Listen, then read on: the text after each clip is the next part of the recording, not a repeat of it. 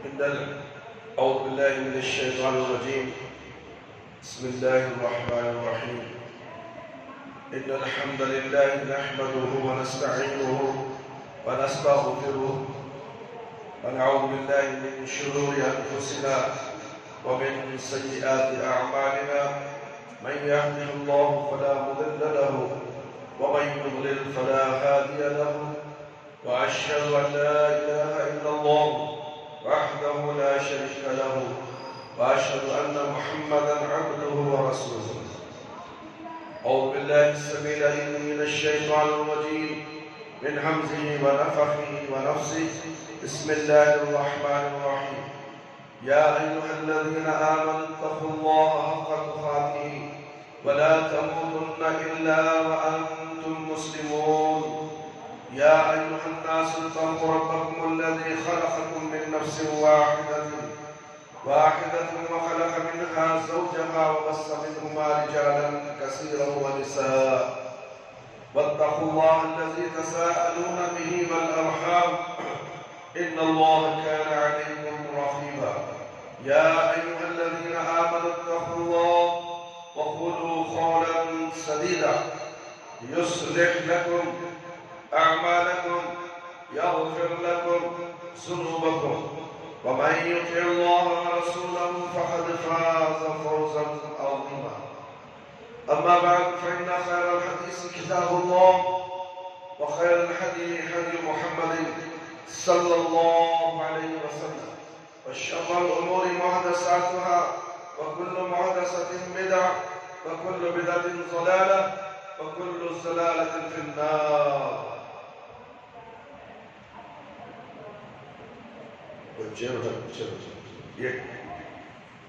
محترم دوستوں، بزرگوں، ساتھیوں، میری پیاری ماں اور بہنوں، آج عید المومنین یعنی جمعہ کا دن ہے. آج ہم سب جمعہ کے دن اکٹھا ہوئے ہیں. ہر انسان کے اندر کوتاہیاں، گناہ، غلطیاں ہوتی ہیں. ہر ایک جمعہ سے ایک جمعہ تک اس کا محاسبہ کیا جاتا ہے کہ ہم کہاں تک گناہوں میں ملوث ہیں. میرے بھائی، میرے دوست، برائی اور گناہ کے اثرات انسانوں پر آج اس موضوع پر آپ کے سامنے قرآن اور حدیث کی روشنی میں برائی اور گناہ جو انسانوں کے اندر اثر انداز ہوتے ہیں، جیسے کوئی مستقل بیمار رہنا یا کسی کو موذی بیماری کا لگ جانا یا کوئی حوادثات سے دوچار ہونا اور جادو کا لگ جانا اور آصف، جن اور جنات کے اثرات انسانوں پر ہو جانا، یہ سب اپنے گناہوں کی وجہ سے ہوتا ہے. اللہ کی نافرمانیوں کی وجہ سے یہ عذاب آتا ہے. میرے بھائی، میرے دوست اور خواتین اسلام، آپ ذرا اس پر غور کیجئے. معصیت اور گناہ کے نہایت مضر اثرات مرتب ہوتے ہیں. ان کا برا اثر دل اور جسم پر یکساں ہوتا ہے اور دنیا اور آخرت میں اس کے ہماگیر نقصانات کا اندازہ اللہ رب العالمین کی ذات کے سوا کوئی بھی نہیں لگا سکتا. سب سے بڑی چیز، اللہ کی نافرمانی سے انسان علم سے محروم ہو جاتا ہے. وہ کون سا علم؟ قرآن اور حدیث کا علم. نمازی نہیں ہے، اللہ تعالیٰ اسے علم نہیں دیتا. حقیقت ہے کہ علم اللہ کا نور ہے اور اس کا دیا ہوا اجالا ہے، جس کو وہ دل اور ضمیر میں اتارتا ہے اور معصیت اس نور کو بجھا دیتی ہے. برائی علم کے نور کو بجھا دیتی ہے، علم کے اجالے کو بجھا دیتی ہے. امام شافعی رحمہ اللہ علیہ کا واقعہ ہے کہ جب آپ نے امام مالک رحمہ اللہ کے سامنے زانوِ تلمیس تہ کیا اور ان کے درس میں حاضر ہوئے، تو ان کی ذہانت اور ہوش مندی اور کمال سمجھداری کو دیکھ کر امام مالک رحمہ اللہ دنگ رہ گئے. آپ نے اپنے اس شاگرد سے فرمایا میں دیکھتا ہوں کہ اللہ نے تمہارے دل پر نور کو ضیابار کرنے اتاری ہے. دیکھنا معصیت کی اندھیاری سے اس کو بجھانا دینا، گناہوں سے برائیوں سے علم کی روشنی کو بجھانا نہیں. امام شافعی رحمہ اللہ علیہ کہتے ہیں شکوت الی وکیع سوء حفظی فارشدنی الی ترک المعاصی. میں نے اپنے استاد وکیع رحمہ اللہ علیہ سے اپنے خراب حافظے کی شکایت کی. انہوں نے مجھے نصیحت کی کہ معصیت اور گناہ کو چھوڑ دو، برائی کو چھوڑ دو اور گناہوں کو چھوڑ دو. تمہیں اسباق یاد ہو جائیں گے، قرآن یاد ہو جائے گا، سبق یاد ہو جائے گا. سبق یاد نہیں ہو رہا ہے، فجر کی نماز اٹھتے نہیں ہو رہا ہے، مدرسے سے چھٹکارا. بڑے افسوس کی بات ہے، بڑے افسوس کی بات ہے. سمجھ میں آ رہا ہے نماز نہیں ہوتا اٹھنے، مدرسہ چلے گا تو پرواہ نہیں، جہنم کو میں چلے جاؤں گا، مدرسے کو نہیں آؤں گا. اللہ اکبر. یہ کیسی ناہنجر اولاد ہے جو اللہ کے گھر کو چھوڑتی ہے، قرآن و حدیث کے علم کو لات مارتی ہے، گھر میں بیٹھ کر انڈے سیکھتی ہے. ایسی اولاد کا دنیا میں رہنا کیا کوئی فائدہ نہیں. امام شافعی کا قول وقال اعلم بأن العلم فضل للہ لا يؤتر عاصی. اور یہ بھی کہا کہ جان لو علم اللہ کا فضل ہے، کسی کو نہیں ملتا. میری مرضی سے میں علم حاصل کروں نہیں، کوئی حاصل نہیں کر سکتا. علم اللہ کا فضل، اس کا کرم ہے، اور اللہ کا فضل و کرم کسی نافرمان کو نہیں دیا جاتا. فجر کا سرے سے انکار کر دے کہ مجھے سردی ہے، پانی میں ہاتھ ڈالو تو میں بیمار ہو جاؤں گا، فجر کی نماز نہیں پڑھتا، تو کیا اس سے علم ملے گا؟ کیا اس کے ساتھ اللہ کا فضل ہوگا؟ کیا اس کے ساتھ اللہ کا کرم ہوگا؟ یہ تو چھٹکارا ہوا ہے. اللہ کی لعنت اس پر پڑتی ہے، فرشتوں کی لعنت پڑتی ہے اس پر، جو اللہ اور اللہ کے رسول صلی اللہ علیہ وسلم کے احکامات کو پس پش ڈال کر سکون سے آرام سے گھر میں بیٹھتا ہے، سمجھتا ہے کہ میں اب بیمار نہیں ہوں گا. ارے پاگل، ارے دیوانے، ہوگا تو ایسا بیمار ہوگا پھر کبھی اس کا علاج نہیں ہے. علاج کے لیے ترسے گا. کاش کہ میں اس وقت اللہ اور اللہ رسول صلی اللہ علیہ وسلم کی بات مان لیتا، فجر کی نماز پڑھ لیتا، گناہوں سے توبہ کر لیتا اور قرآن و حدیث کا علم حاصل کر لیتا. آج بربادی ہو میرے لیے. میرے بھائی، میرے دوست، سوچو اس وقت پچھتانے سے کیا فائدہ ہے؟ رزق اور روزی سے محرومی. مسند احمد میں درج ہے کہ معصیت کے ارتکاب کی وجہ سے بندہ روزی تک سے محروم ہو جاتا ہے، روزی نہیں ملتی اس سے. اور یہ روایت اس سے پہلے بھی گزر چکی ہے. مطلب یہ ہے کہ اللہ تعالیٰ کا تقوی اور پرہیزگاری اختیار کرنے سے روزی میں افزائش ہوتی ہے. لہذا پرہیزگاری اور اللہ کا خوف نہ کرنے سے لا محالہ فقر و فاقہ تیزی سے لاحق ہوتا ہے. نہ بڑی معصیت نہ کرنے سے رزق جتنا زیادہ ہوتا ہے کسی اور چیز سے زیادہ نہیں ہوتا. برائی سے بچنا، گناہوں سے بچنا اور اللہ رب العالمین کے نافرمانی سے بچو، تمہارے رزق میں اضافہ ہوتا ہے، بہت زیادہ اضافہ ہوتا ہے. تم سوچ بھی نہیں سکتے میرے بھائی، میرے دوست. وحشت اور گھبراہٹ کا احساس. معصیت کا ارتکاب کرنے والا ہمیشہ اپنے پروردگار سے از خود ڈرتا ہے. یہ ڈر اور یہ گھبراہٹ اسے اپنے اور اپنے رب کے درمیان اتنی شدت سے محسوس ہوتی ہے کہ اس کے مقابلے میں کوئی لذت اور راحت اسے نہ کوئی مزہ دیتی ہے، نہ کسی قسم کا آرام پہنچنے دیتی ہے، اور اس کی ایک وحشت کے مقابلے میں دنیا بھر کی لذت اس کے چاروں طرف گھیرا ڈال دیتی ہے، تو اسے ان لذتوں کا احساس تک نہیں ہوتا. لذتوں کا احساس تک نہیں ہوتا میرے بھائی، میرے دوست اور خواتین اسلام.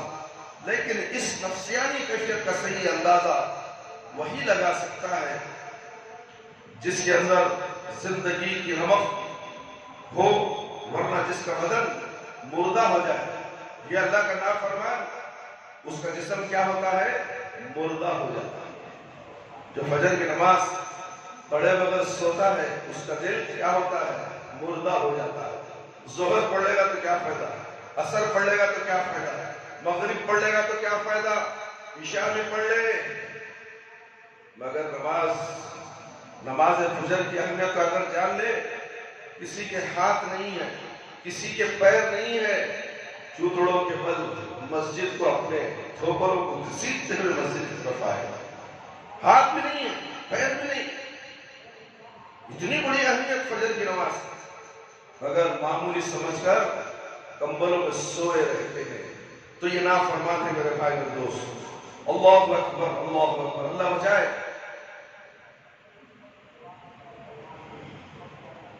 صحیح اندازہ وہی کر سکتا ہے جس کے اندر زندگی کی رمق ہو، جس کے اندر زندگی کی رمق ہو، ورنہ جس کا بدن مردہ ہو جائے، اسے ٹکڑے ٹکڑے بھی کر دیا جائے تو اسے کہاں احساس ہوگا، اسے کہاں احساس ہوگا۔ یہی وجہ ہے کہ اگر کوئی اس وحشت میں پڑے، پڑھنے سے بچنے کے لیے بھی گناہوں کے چھوڑ دینے کا دل میں احساس پیدا کر لے، تو اس دانا اور باہوش آدمی کے لیے پہلی فرصت میں یہی مناسب ہے کہ وہ گناہوں کو فوراً چھوڑ دے اور توبہ کر لے، اللہ رب العالمین سے توبہ کر لے کہ میں نے اتنا بڑا گناہ قرآن اور حدیث کے علم کو لات مار دیا، پیدا رب العالمین مجھے کیا، بیماری دینے والا رب العالمین، شفا دینے والا رب العالمین، اور اسی رب العالمین کی عبادت کو میں نے اپنے پیروں تلے روک دیا۔ تو ایسے شخص کو چاہیے کہ وہ فوراً توبہ کرے، استغفار کرے، پھر رجوع ہو جائے اللہ رب العالمین سے، پھر اللہ اسے معاف فرما دے گا، ورنہ تو اس کی زندگی بڑی کٹھن گزری، بچپنا ہے، جوانی ہے، دھیرے دھیرے جب عروج پر آ جائے گا، اس کے بعد مصیبتیں، بیماریاں، پریشانیاں، نہ جانے کیا کیا اسے گھیریں گی۔ معصیت اور گناہ کے ارتکاب سے عمر گھٹتی ہے، عمر بڑھتی نہیں۔ عمر کیسے گھٹ جاتی ہے؟ بیمار ہو گیا، اکیلا پڑ گیا، زندگی کی برکتیں لازم طور پر سکڑ کر رہ جاتی ہیں۔ اور یہ واقعہ ہے اس لیے کہ اگر نیکی سے عمر بڑھتی ہے تو فسق اور فجور اور برائی سے اس کا الٹا اثر ہونا ناگزیر ہے۔ لیکن یہاں اس اجمال کی تفصیل میں ماہرین کا اختلاف ہے۔ ایک گروہ یہ کہتا ہے کہ عاصی اور گنہگار کی زندگی میں کمی ہے، کمی ہونے کا مطلب یہ ہے کہ اس کی زندگی کی برکتیں ظاہر ہو جاتی ہیں اور اس کی پوری زندگی بے برکت اور بے کیف، اور وہ یہ کہتا ہے کہ معصیت کی وجہ سے زندگی سچ مچ کم ہو جاتی ہے، جیسے روزی میں کمی آ جاتی ہے، کیونکہ اللہ رب العالمین نے روزی میں برکت کے بکثرت اسباب فرمائے جس سے روزی گھٹتی ہے اور بڑھتی ہے۔ اسی طرح عمر میں برکت کی وجہ وجوہات بھی متعدد ہیں جن کی وجہ سے زندگی کی کھڑیاں پھیلتی اور سکڑتی، معصیت کے نتیجے میں معصیت پیدا ہوتی ہے اور ایک برائی کے نتیجے میں دوسری برائی جنم لیتی ہے۔ یہی وجہ ہے کہ برائی کرنے کے بعد بندہ اس کی گرفت سے نکل لے اور آزاد ہونے میں ناکام رہتا ہے۔ چنانچہ بعض اسلاف نے کہا ہے کہ برائی کا نتیجہ یہ ہے کہ آدمی اس کے بعد بھی برائی ہی کرتا ہے، نیکی کا صلہ یہ ہے کہ اس کے بعد نیکی ہی عمل میں آ جاتی ہے۔ گویا بندہ جب نیک کام کرتا ہے تو اس نیکی سے متصل دوسری نیکی کہتی ہے میرے بھائی مجھ پر ابھی عمل کر لے، پھر تیسری نیکی کہتی ہے کہ مجھے اے میرے بھائی مجھ پر بھی عمل کرتا جا۔ اس سلسلے یوں ہی دراز ہوتا چلا جاتا ہے، نیکیاں بڑھتی جاتے رہتے ہیں، ایک نیکی دوسری نیکی سے کہتی ہے کہ چل یہ بھی کر لے، یہ بھی کر لے، یہ بھی کر لے، اللہ نیکیاں بڑھتی جاتی ہے۔ بعید یہی حال برائیوں کا ہے میرے بھائی اور دوست۔ اس سے ثابت ہوا کہ اطاعت اور معصیت کی اپنی اٹل اہلیت اور پختہ صورت اور ثابت استوار کیفیت اور صلاحیت ہوتی ہے۔ اب جو کوئی نیکی کرتا ہے اگر وہ نیکی کرنا چھوڑ دے تو اس کے دل میں تنگی اور درشتی پیدا ہوگی، زمین کشادہ ہونے کے باوجود اسے تنگ دکھائی دے گی اور دلی اعتبار سے احساس ہوگا کہ گناہ کرنے کے بعد اس کی حالت ماہی بے آب کی سی ہے، جو اس وقت تک پکڑتی ہے اور مسترب رہتی ہے جب تک کہ وہ لوٹ کر کے پانی میں نہ چلی جائے۔ جب وہ مچھلی پانی میں چلی جاتی ہے تو اس کی جان پہ جان آتی ہے اور اس کی آنکھیں ٹھنڈی ہو جاتی ہیں۔ اس کے برخلاف اگر عادی مجرم معصیت سے محترز ہوتا ہے اور اطاعت کی زندگی گزارنا چاہتا ہے، تب اس کا دل عجیب سی گڑھن محسوس کرتا ہے، اس کا سینہ جلتا ہے اور اسے راہ مسدود نظر آتی ہے، اور یہ کیفیت اس کے اوپر اس وقت برقرار رہتی ہے جب تک کہ وہ لوٹ کر پھر سے برائی نہ کرے۔ یہی وجہ ہے کہ اگر فاسق اور فاجر لوگ گناہ بے لذت کے طور پر معصیت کا ارتکاب کرتے ہیں، ان کے اندر کوئی خاص داعیہ اور طلب نہیں پیدا ہوتی کہ باوجود گناہ کی طرف مائل ہو جائے۔ اتنا ضرور ہے کہ گناہ کرنے کے بعد اسے چھوڑ دینے سے ان کے دل میں درد پیدا ہوتا ہے اور پھر پلٹ کر گناہ کر ڈالتے ہیں۔ چنانچہ الطائف حسن بن حانی نے کہا ہے وَكَأْسَ شَرْبَتُ عَلَى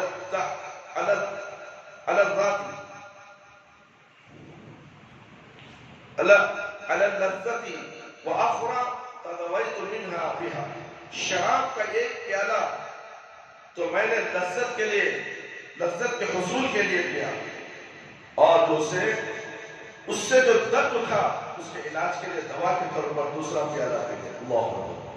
ایک دوسرا شاعر کہتا ہے فَكَانَتْ دَاعِي وَهِيَ دَاعِي بَعِينَهِ كَمَا يَتَدَاوَى الشَّارِبُ الْخَمْرِ بِالْخَمْرِ، جس سے مجھے درد ہوا وہی میری دوا ٹھہری، جیسے شرابی پی پی کر اپنا علاج کرتا ہے۔ یہ چیز بندے کے لیے اور بھی خطرناک ہے، اس وقت اسے قوت ارادی میں کمزوری آتی ہے۔ قوت ارادی میں برائی کا ارادہ طاقت پاتا ہے تو یہ ارادہ رفتہ رفتہ مزمحل کمزور ہوتا جاتا ہے، یہاں تک کہ توبہ کا اکثر خیال ہی دل سے نکل جاتا ہے۔ گنہگار کو گناہ کرتے کرتے اتنا عادی ہو جاتا ہے کہ اسے توبہ کرنے کا خیال ہی دل سے نکل جاتا ہے، اور اگر دل پر نیم مردنی سے چھا گئی تو انابت اللہ کا حوصلہ کہاں باقی رہے گا؟ دل مردہ ہو گیا ہے تو توبہ کرنے کا موقع کہاں، اللہ سے توبہ کرنے کا موقع کہاں سے ملے گا میرے بھائی میرے دوست؟ کیونکہ اسے اس حال میں اگر توبہ استغفار کیا بھی تو زبان زیادہ تر جھوٹ اور گوئی کا شکار ہو۔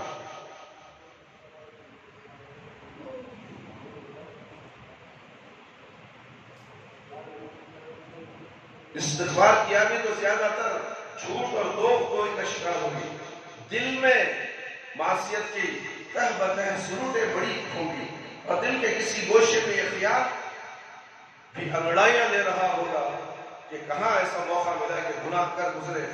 ظاہر ہے کہ یہ بھی ایک بڑی بیماری ہے جس سے ہلاکت یقینی ہے۔ اس پر شک نہیں کہ ایک معصیت اور برائی ان پچھلی قوموں کا ناپاک ورثہ ہے جنہیں اللہ رب العالمین نے ہلاک کیا۔ انہی قوموں سے ہو کر یہ بیماری ان کے بعد آنے والی قوموں میں سرایت کر گئی۔ چنانچہ لواطت اور اقلام بازی قوم لوط کا ورثہ ہے۔ زائد حق وصول کرنا اور کم سے کم ترکہ ہے، حقوق دوسروں کا نہ کرنا یا بالفاظ دیگر ناپ توڑ میں کمی کرنا شعیب علیہ السلام کے قوم کا ترکہ ہے۔ زمین میں فساد برپا کرنا فرعونوں کی مخصوص روش تھی، اور تکبر زور زبردستی اور آ کر ہود علیہ السلام کی قوم کا وتیرہ تھا۔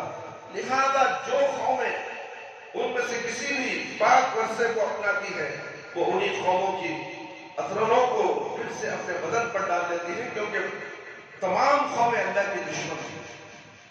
گناہ اور معصیت سے بندہ اپنے رب کے لیے سامنے ذلیل و خوار ہوتا ہے اور اس کی نظروں کے سامنے گر جاتا ہے۔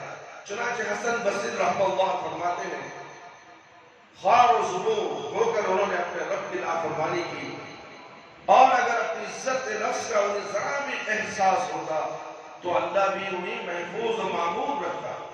اور یہ امر واقع ہے کہ جب بندہ از خود ذلیل و خوار ہوگا تو کون بھلا اس کا اکرام کرے گا، جیسا کہ خود باری تعالیٰ کا ارشاد ہے وَمَن يُهْنِ اللَّهُ فَمَا لَهُ مِن قَوْمٍ، سورہ حج آیت نمبر 18۔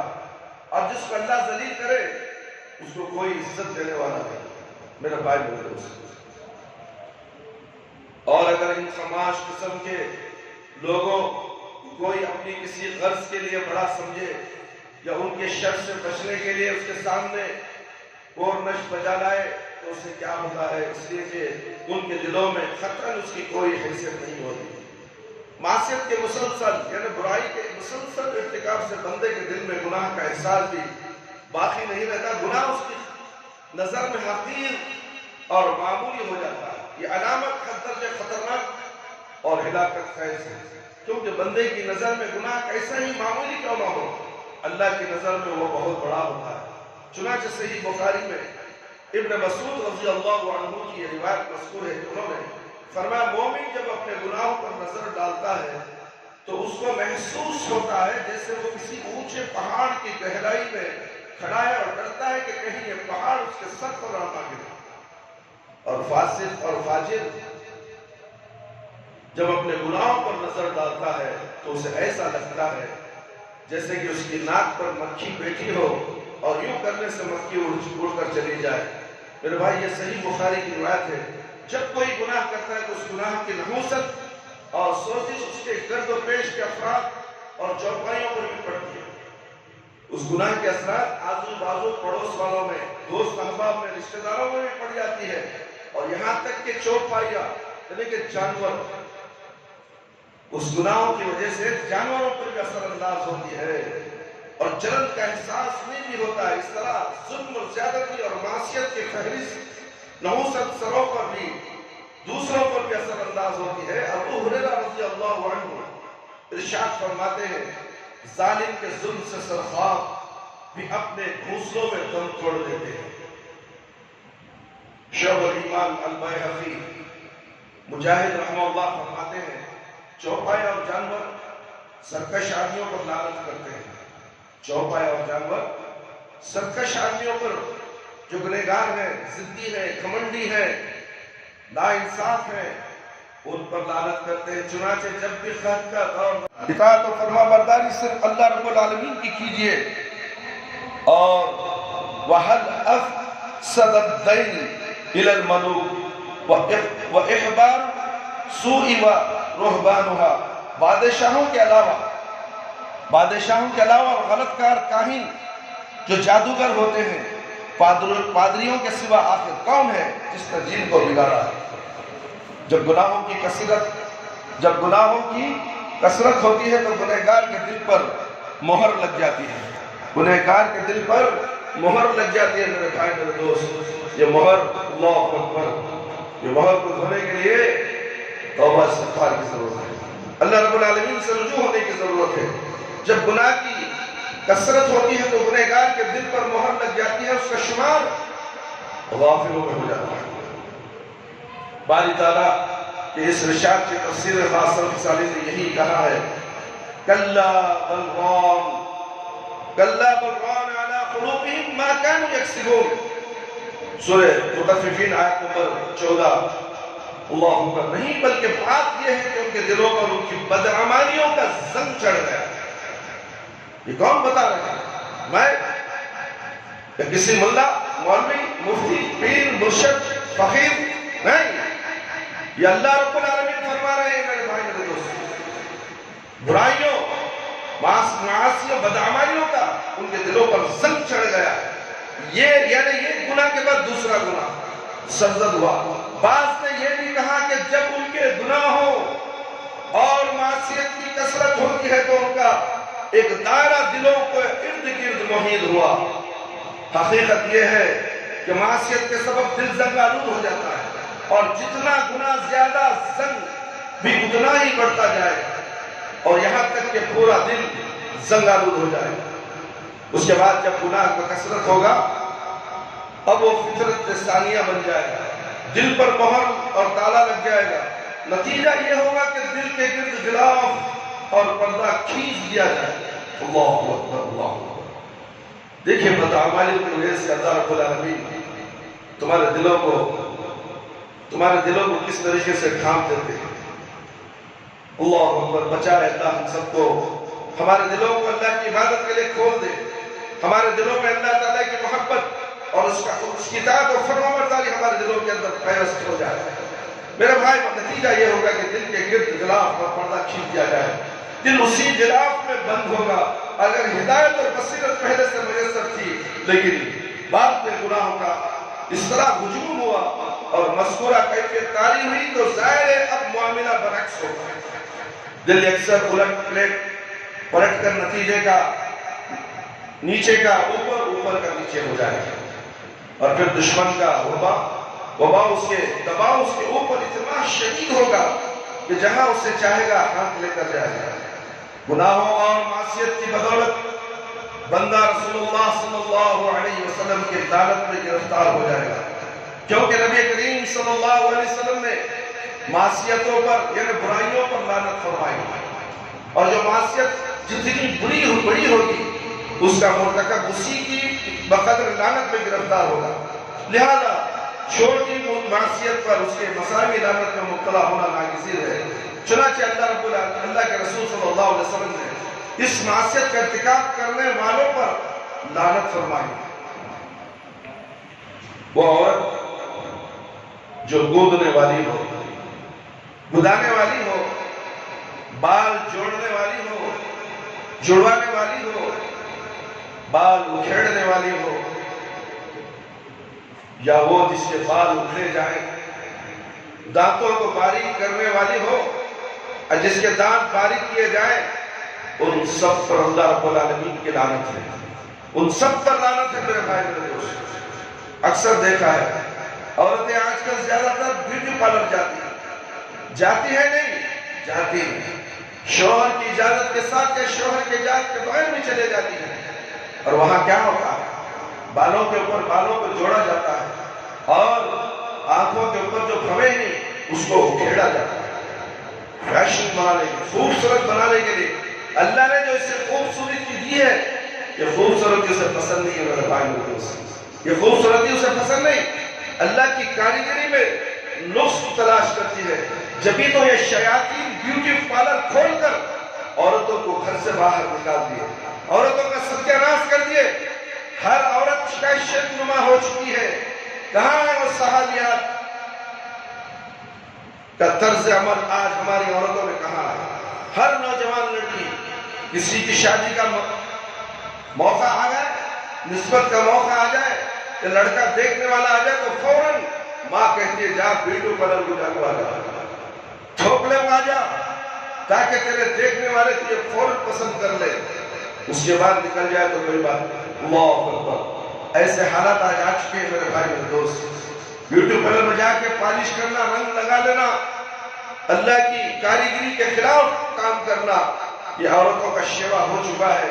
یہ سب معصیت ہے، یہ سب برائیوں میں مبتلا ہے، اور یہ گناہوں میں ملوث ہیں، اور ان لوگوں پر اللہ رب العالمین کی لعنت ہے۔ اسی طرح آپ صلی اللہ علیہ وسلم نے سود کھانے والے، کھلانے والے، اس کے لکھنے والے، اس کی گواہی دینے والے پر بھی اللہ رب العالمین کی لعنت ہے۔ ہم سمجھتے ہیں ہمارے بچی کا رشتہ آیا ہے، فلاں بینک میں کام کرتا ہے، اللہ 1 لاکھ روپے تنخواہ ہے، پہلے ہاں کر دیتے ہیں، مگر یہ نہیں معلوم کہ وہ سود خور ہے، سود کی کمائی سے مل رہی ہے۔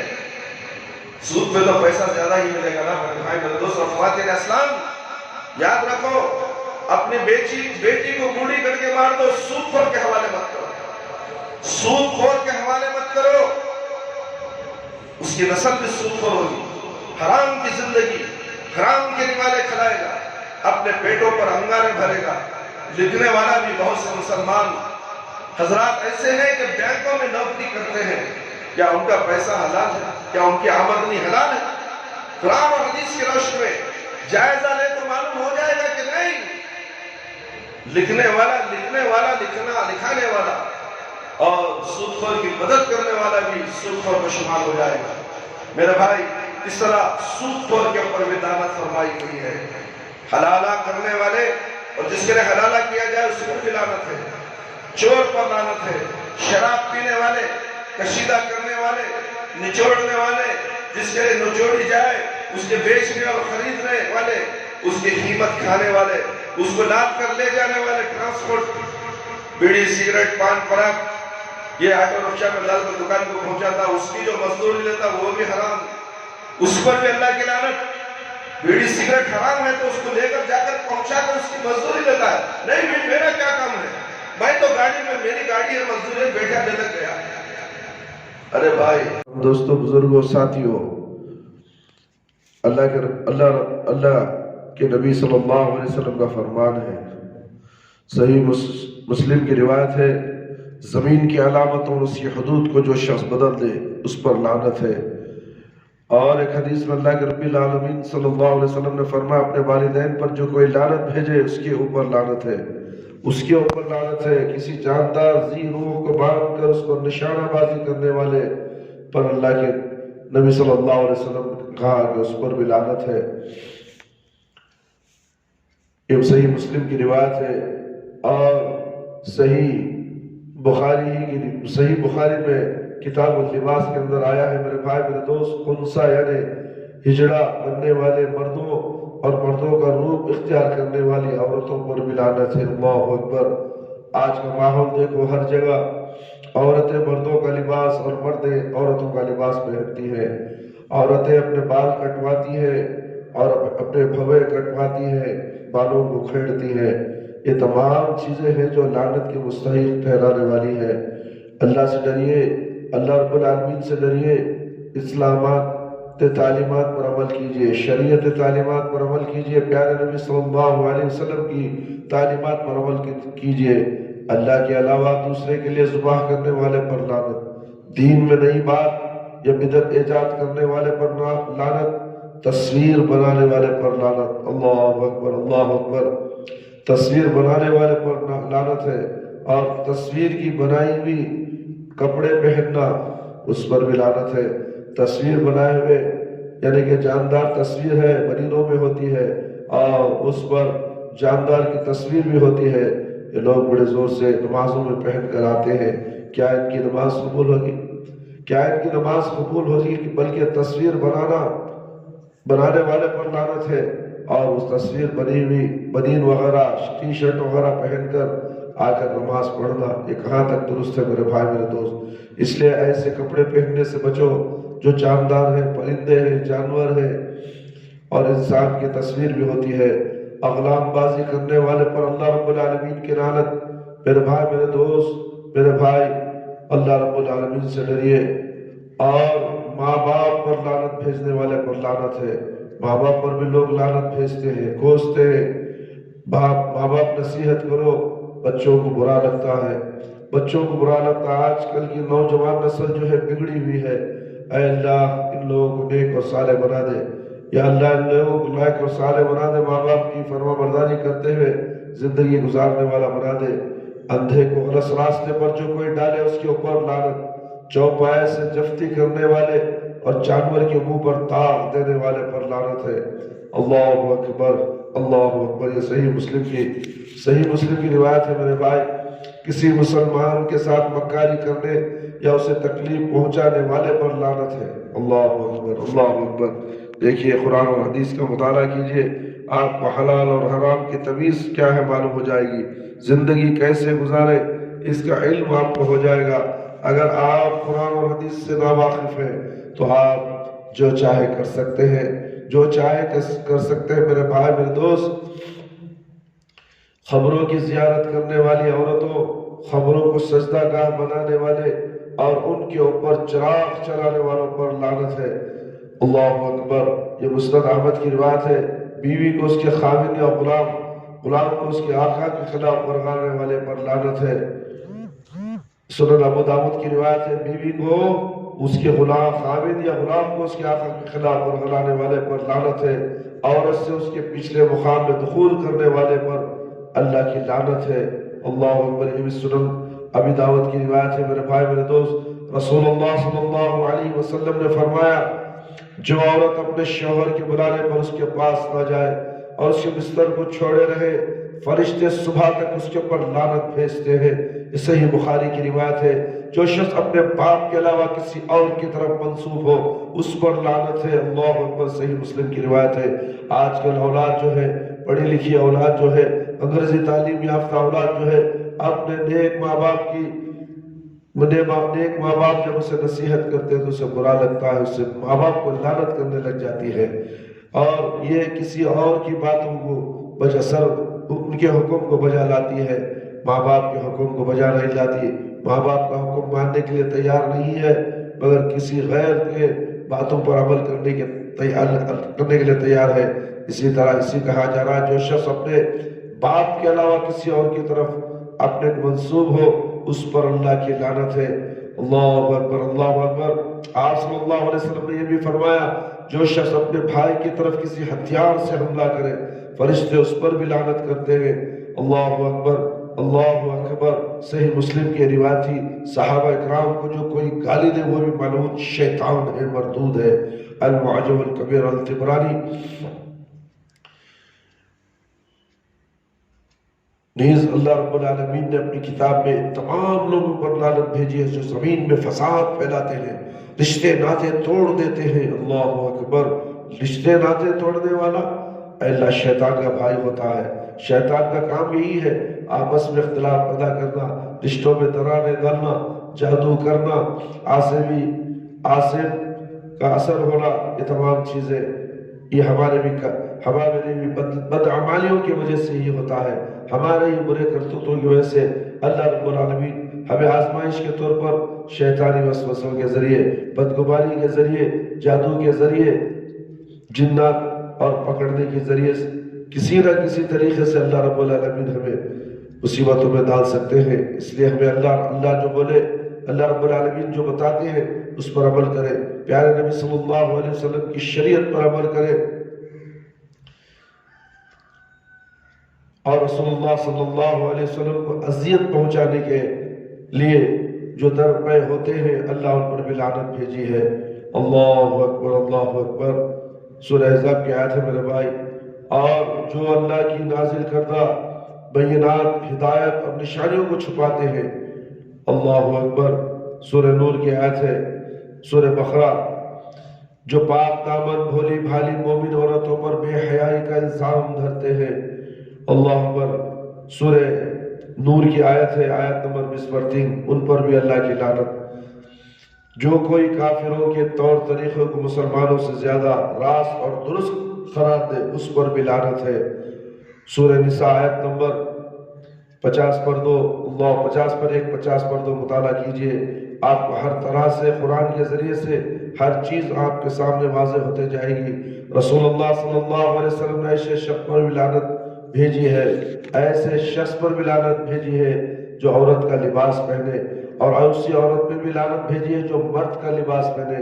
سنن ابو داؤد کی روایت ہے میرے بھائی، کتاب اللباس۔ رشوت لینے دینے اور رشوت کے لین دین میں درمیانی کردار ادا کرنے والے پر بھی آپ صلی اللہ علیہ وسلم نے لعنت فرمائی ہے۔ مسند احمد کی روایت ہے۔ اس کے علاوہ بھی متعدد کاموں کو انجام دینے والوں پر آپ صلی اللہ علیہ وسلم نے لعنت فرمائی ہے، اور اگر اس کام کے کرنے والے کو ان لوگوں کی خوشنودی مقصود ہو جن پر اللہ کی، اس کے رسول صلی اللہ علیہ وسلم کی اور اس کے فرشتوں کی لعنت ہو، تو اس کا تضاد ہے کہ ایسے کام کو چھوڑ دیا جائے۔ آج برے کاموں سے کون چھٹکارا حاصل کرتا ہے؟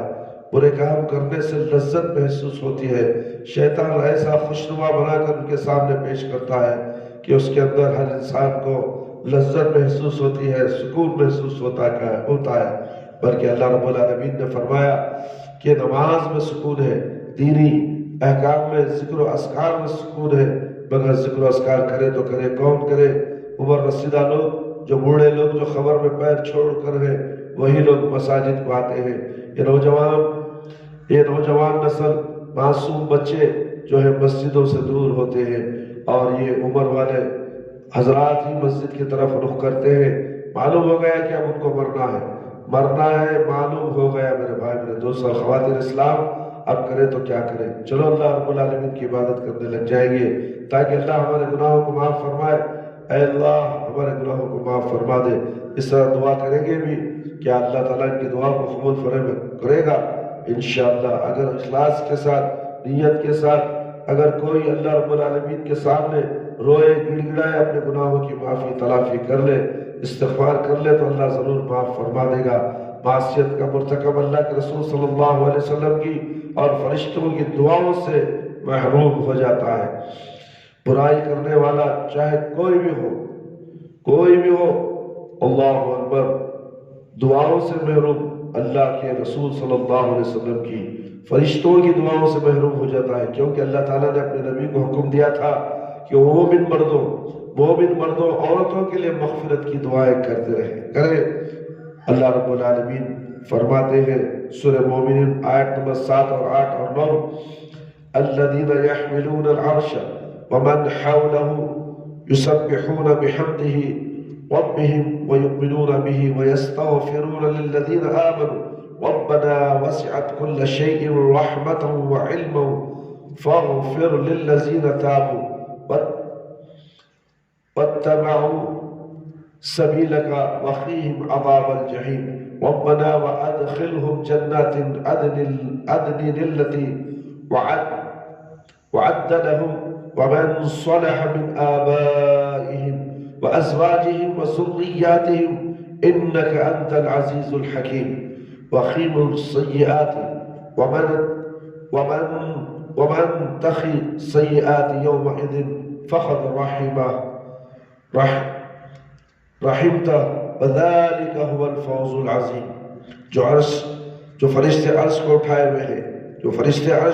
ہوئے ہیں، جو اس کے ارد گرد حلقہ بندے ہوئے ہیں، وہ سب اپنے پروردگار کی تعریف کے ساتھ اس کی تسبیح کرتے ہیں، اس پر ایمان رکھتے ہیں، ایمان والوں کے لیے بخشش مانگتے رہتے ہیں کہ اے میرے پروردگار، تیری رحمت اور تیرا علم ہر چیز کا احاطہ کیے ہوئے، تو جن لوگوں نے توبہ کی اور تیرے راستے پر چلے ان کو بخش دے، ان کو دوزخ کے عذاب سے بچا لے۔ اے ہمارے پروردگار، ان کو ہمیشہ رہنے والی جنتوں میں داخل کر جن کا تو نے ان سے وعدہ کیا ہے، ان کے ماں باپ، ان کی بیویوں اور ان کی اولاد میں سے جو نیک ہو ان کو بھی جنت میں داخل فرما۔ بلا شبہ تو ہی زبردست اور حکمت والا ہے، ان کو تکلیفوں سے بچا، اور جس کو تو اس دن تکلیفوں سے بچا لے تو بے شک تو نے اس پر بڑا رحم فرمایا، اور یہی بڑی کامیابی ہے۔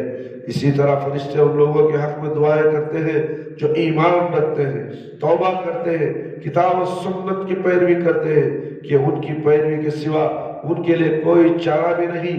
اور یہ بات واضح ہے کہ فرشتے صرف انہی بندوں کے لیے دعا کرتے ہیں جو آیت شریفہ میں درج اوصاف سے متصف ہوتے ہیں، ورنہ جن کے اندر یہ اوصاف نہیں وہ اس کا تصور بھی نہیں کر سکتے کہ فرشتے ان کے حق میں دعا کریں۔ اللہ اکبر، اللہ اکبر۔ میرے بھائی، میرے دوست اور خواتین اسلام، گناہ کی ایک سزا یہ بھی ہے کہ اس کی وجہ سے دل کے اندر سے غیرت اور حمیت کی حرارت بچ جاتی ہے، اور دل کی زندگی، سرگرمی اور اس کی پاکیزگی کے لیے غیرت کا ہونا اتنا ہی ضروری ہے جیسے پورے بدن میں زندگی کی رو دوڑنے کے لیے حرارت عزیزی کا ہونا ضروری ہے۔ اس غیرت اور اس کی سوزش اور آن سے دل کا زنگ اور میل خود بخود دھل جاتے ہیں، جیسے بھٹی سے سونا، چاندی اور لوہے کا میل کچل نکل جاتا ہے۔ لوگوں میں وہ زیادہ، وہ اعلیٰ اور اشرف ہوتے ہیں، عام لوگوں کی نسبت یہ ان کے اندر کہیں زیادہ غیرت ہوتی ہے۔ یہی وجہ ہے کہ اللہ تعالیٰ کی ذات، یہی وجہ ہے کہ سب سے زیادہ غیرت مند میرے اور آپ کے پیارے نبی صلی اللہ علیہ وسلم تھے، ان سے بھی زیادہ غیرت مند باری تعالیٰ کی ذات ہے۔ چنانچہ صحیح حدیث سے ثابت ہے کہ رسول اللہ صلی اللہ علیہ وسلم نے ارشاد فرمایا، کیا تم سعد رضی اللہ عنہ کی غیرت پر تعجب کرتے ہو؟ مجھ سے زیادہ غیرت ہے، اللہ تعالیٰ ہم سے بھی زیادہ غیرت والا ہے۔ صحیح بخاری کی روایت ہے، صحیح میں یہ بھی بہت منقول ہے کہ خطبہ کسوف میں آپ صلی اللہ علیہ وسلم نے ارشاد فرمایا، اے محمد صلی اللہ علیہ وسلم کی امت، اللہ سے بڑھ کر کوئی غیرت مند نہیں ہو سکتا۔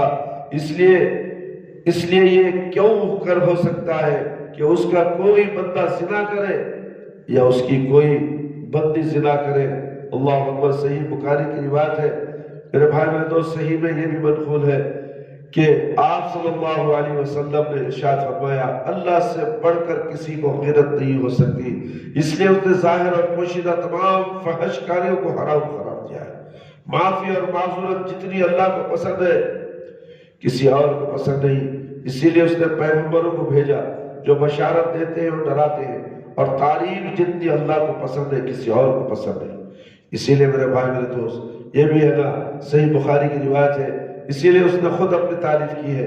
اس حدیث میں اللہ کے رسول صلی اللہ علیہ وسلم نے غیرت کو جمع فرما دیا ہے جو اصلاً قباحتوں سے کراہت اور نفرت دلاتی ہے، ساتھ آپ نے معافی کی پسندگی کو یکجا کیا جو کمال عدل، کمال رحمت، کمال احسان کا مظہر ہے۔ مقصود یہ دکھانا ہے کہ گناہوں سے آلودگی اور تعلق جتنا زیادہ ہوگا اتنا ہی آدمی کے دل سے غیرت نکلتی جائے گی، اور وہ خود اپنے حق میں اور عام لوگوں کے حق میں بے حس اور بے غیرت ہو جاتا ہے۔ کبھی ایسا بھی ہوتا ہے غیرت کا مادہ دل میں حد درجے مزمحل اور کمزور ہو جاتا ہے، چنانچہ از خود یا کسی اور کی طرف سے کوئی برائی محسوس نہیں ہوتی، اور جب کسی شخص کی حالت یہاں تک پہنچ جاتی ہے تو اس کی ہلاکت میں کوئی کسر باقی نہیں رہتی۔ یہی وجہ ہے کہ پیشتر افراد برائی کو برائی نہیں سمجھتے، فحش کاری اور دوسروں پر مظالم کو اچھا سمجھتے ہیں، یہ چیزیں انہیں بھلی نظر آتی ہیں، چنانچہ وہ دوسروں کو اس پر ابھارتے ہیں اور اس کا پرچار کرتے ہیں۔ بے حیا اور دیوس اللہ کی بدترین مخلوق ہے۔ بے حیا اور دیوس میرے بھائی، دیوس وہ ہے جو برائی کو دیکھے اس کی اصلاح نہ کرے، آنکھ بن کر کے رہ جائے، بوڑھا بن جائے، کانا بن جائے اور گونگا بن جائے۔ اور دیوس اسے بھی کہتے ہیں جو اپنے گھر کے اندر بیوی کی غلط کاریوں، اولاد کی غلط کاریوں کو دیکھ کر بھی خاموش رہتا ہے، ایسے شخص کو بھی دیوس کہا گیا ہے۔ جو اللہ اور اللہ کے رسول کے احکامات کو جانتا ہے مگر بیوی اور بچوں میں اللہ اور اللہ کے رسول صلی اللہ علیہ وسلم کی اطاعت و فرمانبرداری نہیں ہے، اور نماز بھی نہیں پڑھتا ہے، گھر میں نماز بھی نہیں ہوتی، بچے بھی نماز نہیں پڑھتے، بیوی بھی نماز نہیں پڑھتی، مگر بیوی کو نماز کو اٹھانے سے ڈرتا ہے، بچوں کو نماز کی تعلیم دینے سے، نماز کی تلقین کرنے سے ڈرتا ہے، ایسا شخص بھی دیوس کہلاتا ہے۔ اور یہ دیوس وہ ہوتا ہے اللہ رب العالمین فرماتے ہیں قیامت کے دن اے اللہ اسے ہزاروں میل دور جنت کی خوشبو سے بھی محروم ہو جائے گا، جنت اسے نصیب نہیں ہے، اس کی قسمت میں جہنم لکھی جائے گی۔ میرے بھائی میرے دوست، اس لیے ہمیں چاہیے، ہمیں دیوس نہیں بننی چاہیے، اللہ کی فرمانبردار، ہمیں اللہ کی فرمانبردار ہے، اللہ کے احکامات پر عمل کرے۔ جس کے اوپر جنت حرام ہے، اسی طرح ظلم کو حلال سمجھنے والے، دوسروں کو ناحق ستانے والے، اس کو اچھا سمجھنے والے پر بھی جنت حرام ہے۔ اس سے اندازہ کیا جا سکتا ہے کہ بے غیرتی یا کم غیرتی کا انجام کیا ہوتا ہے۔ معصیت کی ایک سزا یہ بھی ہے اس سے حیا کا مادہ ختم ہو جاتا ہے، جبکہ دلوں کی زندگی کے لیے شرم و حیا کا ہونا نہایت ضروری ہے، یہی ہر خیر اور بھلائی کی جڑ ہے، اور شرم و حیا جاتی رہے گی تو خیر اور بھلائی بھی جاتی رہے گی۔ چنانچہ صحیح میں رسول اللہ صلی اللہ علیہ وسلم سے منقول ہے کہ آپ صلی اللہ علیہ وسلم نے فرمایا حیا سراپا خیر ہے، یہ صحیح بخاری کی روایت ہے۔ نیز فرمایا لوگوں کو پہلی نبوتوں کی جو باتیں معلوم ہو سکے ان میں سے یہ ہے کہ جب تمہارے اندر شرم و حیا نہیں تو جو چاہے کرو، شرم و حیا نہیں ہے جو چاہے کرو، صحیح بخاری کی روایت ہے کتاب الادب۔ اللہ اکبر، اس فقرے کی وضاحت کی دو طرح سے کی جاتی ہے، ایک یہ کہ یہ فخر زجر توبیخ کا اور تنبیہ کا ہے، اس کا مطلب یہ ہے کہ جس کے اندر حیا اور شرم ہو وہ جو برائی چاہے کرے، اس لیے کہ شرم و حیا سے برائی کرنے کا حوصلہ بس مردہ ہو جاتا ہے، اس کا دل مردہ ہو جاتا ہے، جس کے اندر یہ مادہ نہیں، اس کو برائی سے کیا چیز روکے گی، لہٰذا وہ برائی کر بیٹھے گا۔ یہ تفسیر ابو عبیدہ سے منقول ہے۔ اس کی دوسری تشریح یہ ہے کہ جب دل میں اللہ سے حیا مانے نہ ہو تو پھر وہ اس برے کام کو کر ڈالے گا، کیونکہ وہی کام نہیں کیا جاتا جس میں اللہ سے شرم مانے ہو۔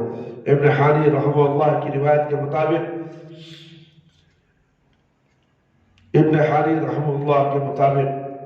یہ تفسیر امام احمد رحمہ اللہ سے منقول ہے۔ اسی طرح پہلی تفسیر کے لحاظ سے یہ فقرہ ڈانٹ ڈپٹ اور تنبیہ کے لیے ہے، جیسے یہ فقرہ کہ اعلموا ما شئتم، تم جو چاہو کرو، اور دوسری تفسیر کے لحاظ سے یہ عزم اور اباحت کے لیے ہے معصیت کی سزا یہ ہے کہ معصیت یہ چاہتی ہے کہ اللہ تعالیٰ اس بندے کو فراموش کر دے اور اسے شیطان کا اہلکار اور شکار بننے کے لیے یکتا اور تنہا چھوڑ دے اور کوئی اس قسم کی صورتحال سے دوچار ہو جائے تو اس کی ہلاکت یقینی جس سے نجات کی امید بھی نہیں کی جا سکتی۔ اللہ رب العالمین کا ارشاد ہے میرے بھائی میرے دوست، یا ایھا الذین آمنوا اتقوا اللہ ولتنظر نفس ما قدمت لغد واتقوا اللہ ان اللہ خبیر بما تعملون ولا تكونوا كالذین نسوا اللہ فانساهم انفسهم اولئک هم الفاسقون۔ سورۃ الحشر آیت نمبر 18-19۔ اے ایمان والو اللہ سے ڈرو۔ دیکھیے اللہ تعالیٰ فرما رہے ہیں ایمان والو اللہ سے ڈرو۔ اللہ سے کہاں ڈر رہے ہیں؟ بابا سے نہ جانے کن کن لوگوں سے، جھنڈوں سے، خبروں سے، پنجوں سے، پتھروں سے، کنکروں سے، مچھر سے، مکھی سے، ہر چیز کا ڈر ہمارے دلوں میں، دشمن سے ہر چیز کا ڈر ہے ہمارے دلوں میں، مگر اللہ کا ڈر نہیں ہے۔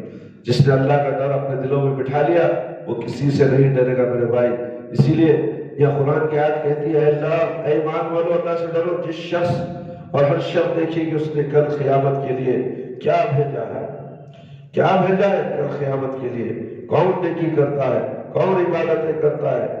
مرنے کے بعد آخرت کے اندر حساب و کتاب کے اندر ہماری نیکیاں جمع ہو جائے۔ کوئی فکر کرنے والا ہے آخرت کی، یہی کہا جا رہا ہے۔ تم آگے کیا ہر شخص دیکھیں کہ اس نے کل قیامت کے لیے کیا بھیجا ہے، اور اللہ سے ڈرو بے شک جو کچھ تم کرتے ہو اللہ اس سے باخبر ہے، ہر چیز کا جاننے والا اللہ رب العالمین ہے۔ تم جو کچھ کرتے ہو سب کچھ جانتا ہے۔ تم نمازوں میں کاہلی کرتے ہو، سود خوری میں مبتلا ہو، لوگوں کا مال کھاتے ہو، لوگوں کے مالوں کو غصب کرتے ہو، جھوٹ بولتے ہو، یہ تمام چیزیں جتنی برائیاں ہیں کبیرہ گناہ ہے وہ سب تم کرتے ہو، اس سے اللہ رب العالمین باخبر ہے۔ اور ان لوگوں کی طرف مت بنو، اور ان لوگوں کی طرح مت بنو جنہوں نے اللہ کو بھلا دیا۔ تو اللہ تعالیٰ نے ایسا کر دیا کہ خود کو بھول گئے، یہی نافرمان لوگ ہیں۔ آیت بالا میں تقویٰ اور خوف الہی کا حکم نیز اللہ تعالیٰ نے مومن بندوں کو ان لوگوں کی مشابہت اختیار کرنے سے منع فرمایا ہے جو اللہ سے نہیں ڈرتے، اس لیے اللہ نے بھی انہیں بھلا دیا۔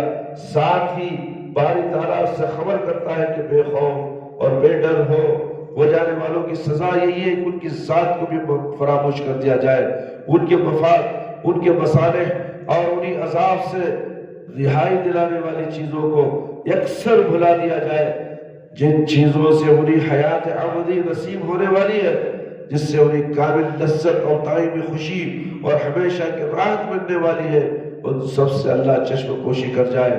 چونکہ انہوں نے اللہ کی عظمت، اس کی کبریائی، اس کا خوف، اس کے احکام کی بجا آوری کو بھلا دیا، اس لیے کہ اللہ تعالیٰ بھی ان کی ایک ایک چیز کو نظر انداز کر جائے۔ یہی وجہ ہے کہ جس عاصی اور نافرمان کو تم دیکھو گے تمہیں خود احساس ہوگا کہ وہ اپنی مصلحتوں کو بھول رہا ہے، انہیں ضائع کر رہا ہے، اللہ کی یاد سے اپنے دل کو غافل کر رہا ہے، اس کی دنیا اور آخرت کی مصلحتیں بھی اس کا ساتھ چھوڑ رہی ہے، اپنی سعادت سے منہ موڑ رہی ہے، اور اتنی عظیم لذتوں کو چھوڑ کر گھٹیا لذتوں کے پیچھے پڑا ہوا ہے۔ گھٹیا دنیا کے عیش و آرام کی گھٹیا لذتیں ہیں، پان پرا، بیڑی، سگریٹ، شراب نوشی، یہ تمام چیزیں گھٹیا سے گھٹیا چیزیں ہیں، اس کی طرف انسان دوڑ رہا ہے۔ جبکہ دنیا کی لذتوں کی مثال ایسی ہے جیسے موسم گرما کا بادل یا کسی شاعر کا خواب جس کی کوئی دقت نہیں، جیسا کہ کسی نے کہا احلام نومی او کذل زائل ان للبیبا بمثلها لا یخضع، اس کی حیثیت ایسی ہے جیسے سونے والے کا خواب یا ڈھلتا ہوا سایہ، اور عقلمند ایسی چیز سے کبھی دھوکہ نہیں کھاتا۔ کسی آدمی کے لیے خود فراموشی اور ذاتی تغافل سے بڑھ کر کوئی سزا نہیں ہو سکتی۔ ایسا تغافل جس میں بارگاہ الہی سے میسر اپنا حصہ اور نصیبہ میں فراموش کر جائے، اس کو ضائع کر دے، اور جو کچھ اسے اللہ کی طرف سے عطا ہونے والا ہے اس کو غبن دھوکہ نہیں پستی اور معمولی پونجی کے عوض بیچ ڈالے، گویا وہ ایسی چیز ہاتھ سے چھوڑ رہا ہے جو اس کے لیے ناگزیر ہے، جس کے سوا کوئی چارہ نہیں، بدلے میں وہ چیز لے رہا ہے جو حد درجے معمولی اور گھٹیا ہے، جس کا ہونا نہ ہونا برابر ہے، جس کا عوض معاوضہ بھی کوئی چیز نہیں۔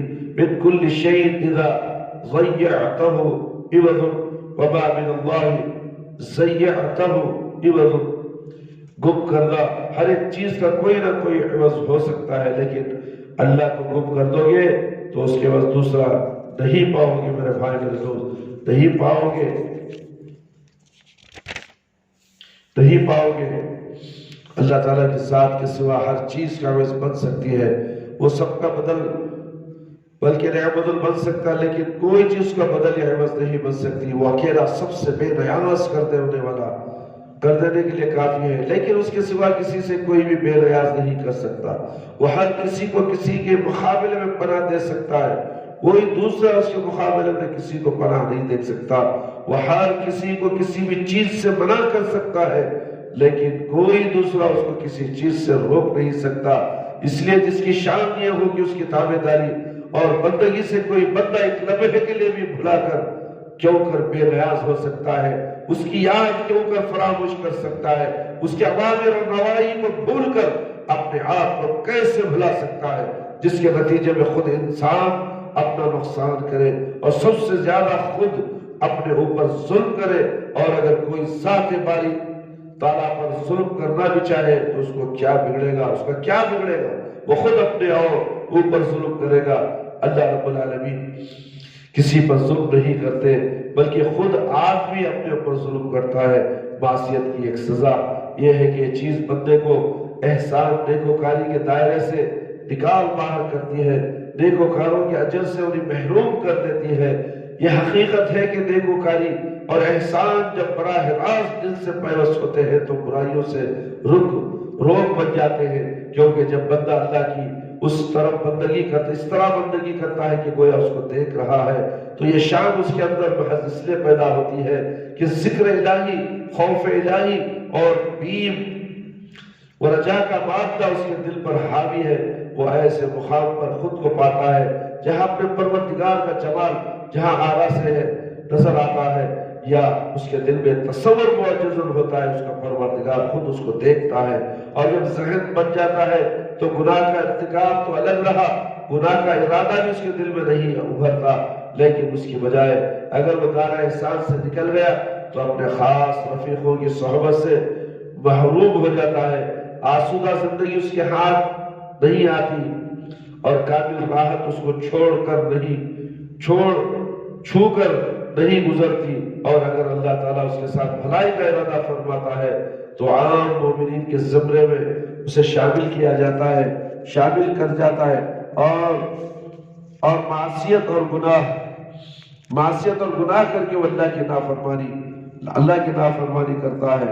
معصیت اور گناہ اللہ اکبر میرے بھائی، معصیت اور گناہ کر کے وہ اللہ کی نافرمانی کرتا ہے تو اللہ تعالیٰ اس کو ایمان کے دائرے سے خارج کر دیتا ہے، جیسا کہ رسول اللہ صلی اللہ علیہ وسلم نے فرمایا۔ یہ حدیث بول کر میں اپنی بات کو ختم کر دیتا ہوں۔